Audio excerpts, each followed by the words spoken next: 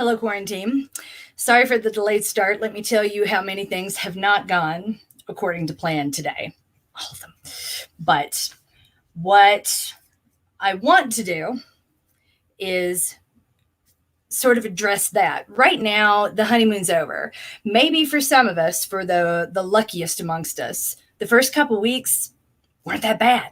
I know for my family, I felt sort of guilty even saying that if anything, it worked for us. My husband travels during the week, has ever since we got married. This is the most time we've ever had together as a family, ever. But even now, even for us, the veneer of Endless Saturday is starting to wear off a little bit.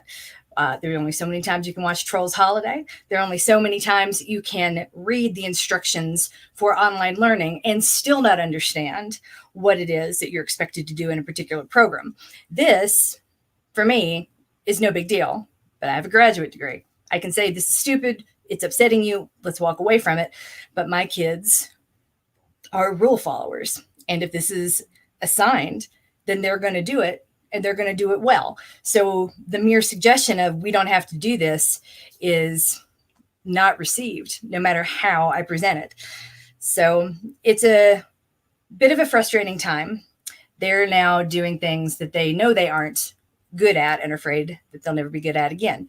I'm starting to get a little nervous that this is what they think school is, which will sour their mood when the time comes that they go back. And I'm quite certain at some point they will be back. I really do think we're going to end up going back in the fall. It's too important to the economy. But I digress. If a lot of people are having a really hard time.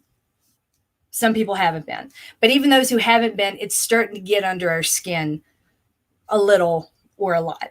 So what I wanted to do is, number one, address that. If that's where you are, if you felt like things were under control and you felt like things were working and now they're sort of not, or over the past week or so they've been working less well, it's not just you.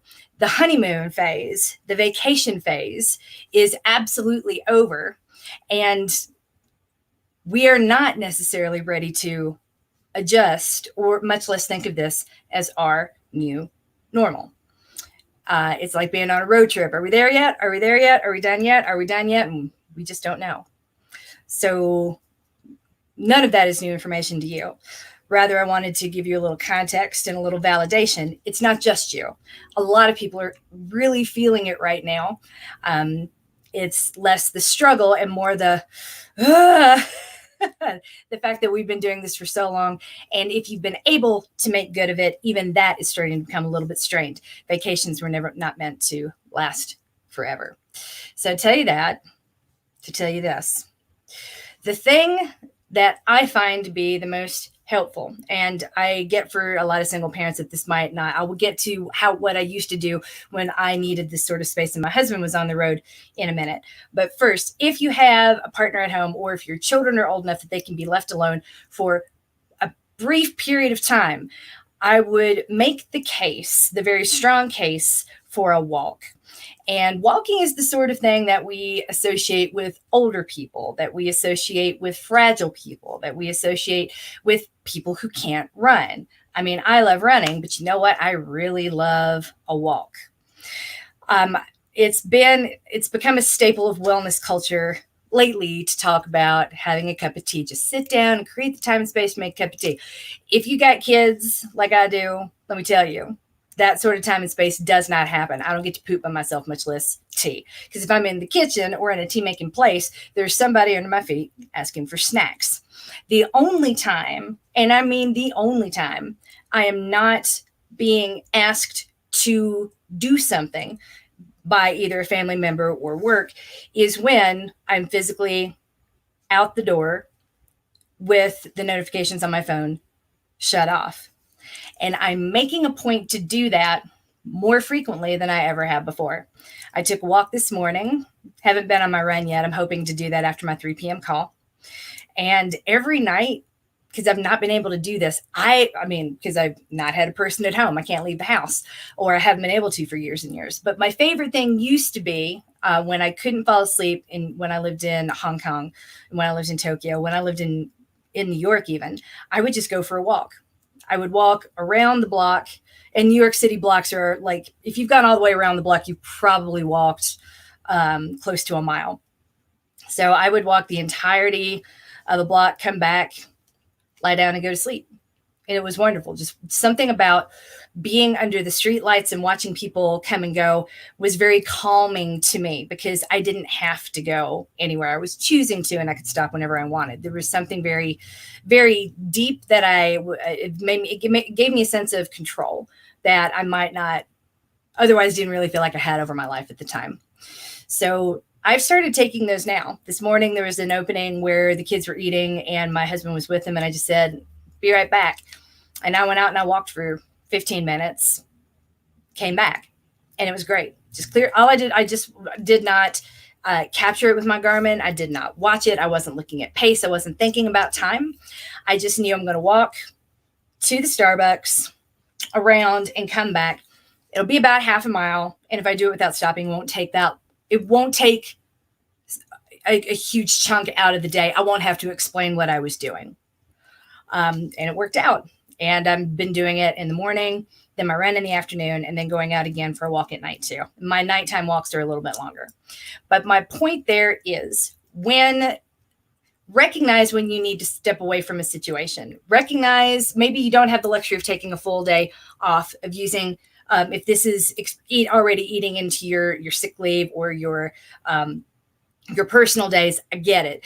But I would advise you, if you have the ability to just sort of walk out the door, clear your head, and come back, do that. So this is my passionate defense of the afternoon or the evening walk, a walk whenever you need it to sort of break up the day, to break up the monotony. Maybe if you walk and eat your lunch at the same time. I've done that before. I did that 2 days ago just because I really just needed to get out the door.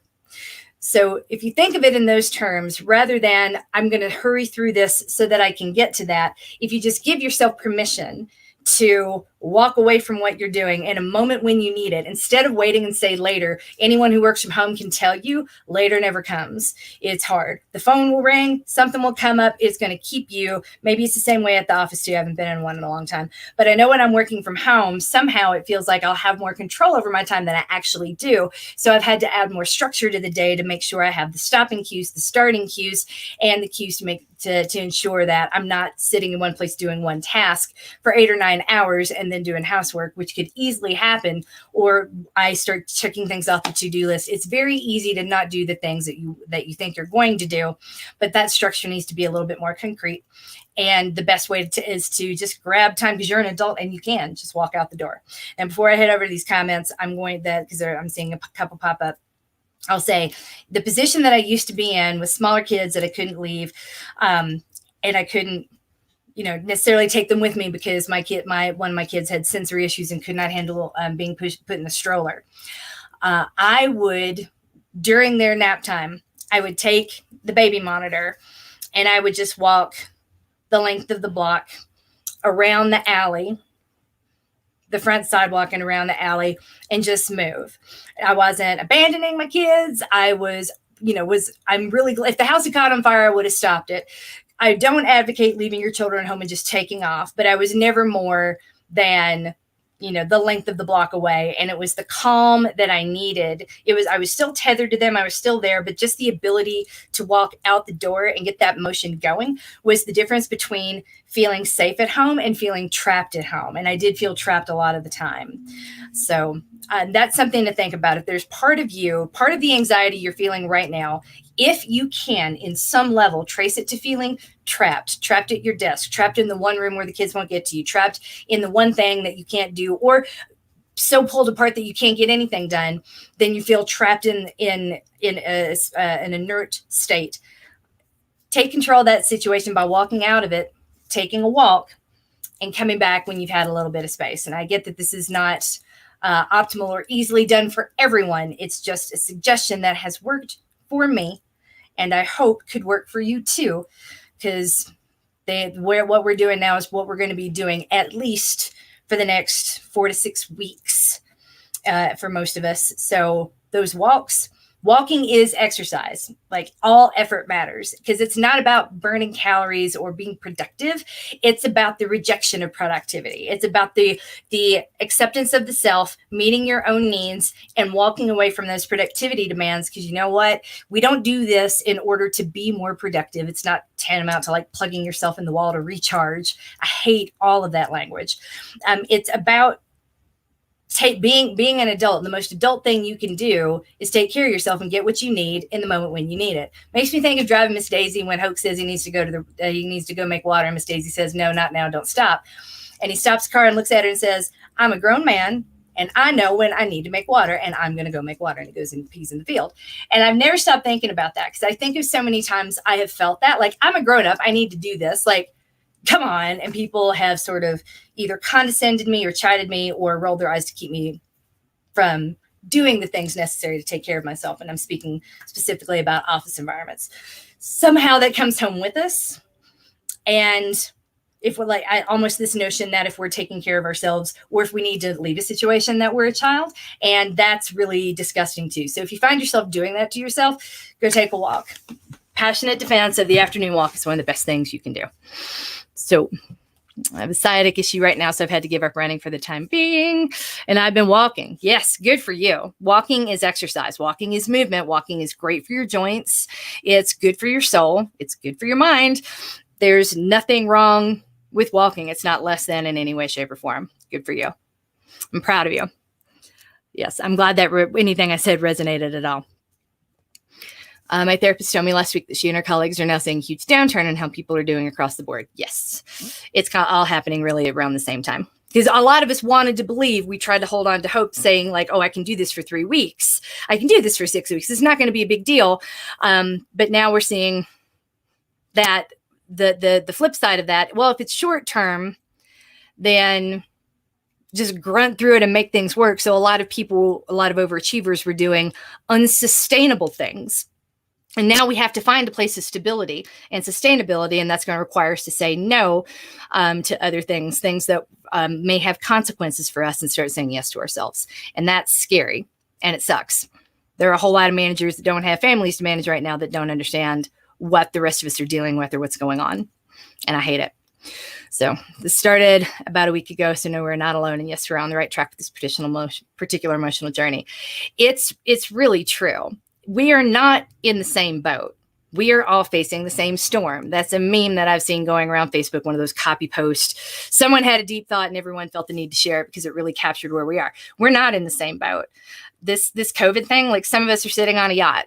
Others are in a rowboat, and others are clinging to an iceberg, like waiting to be rescued. It's a complete nightmare on different levels for different people. No two of us are really experiencing this event in the same way.